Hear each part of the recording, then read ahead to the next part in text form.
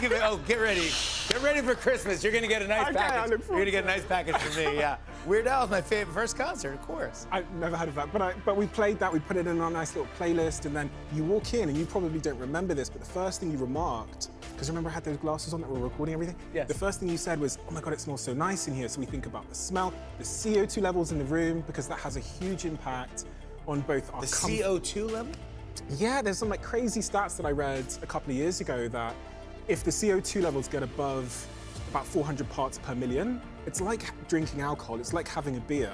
If it gets from 400 parts per million to 1,000 parts per million, which is just me and you sat in an unventilated room for 30 minutes, you lose about 20% of your cognitive capacity. It's 21% of your cognitive capacity. So, you know, our game is, we think sweating the small stuff over time, and if you have patience, is a much easier strategy than trying to find some profound way to win. And also with this is I think partly inspired by a study I read many years ago called the peak end rule, which is how Uber built their company. They understand that people remember the very peak of an experience and the end of an experience. So we do everything we can to make sure the end of the experience is really, really great for you. And this is, you know, so like if you miss the flight on the way to a holiday, it's much worse than if you miss it on the way back.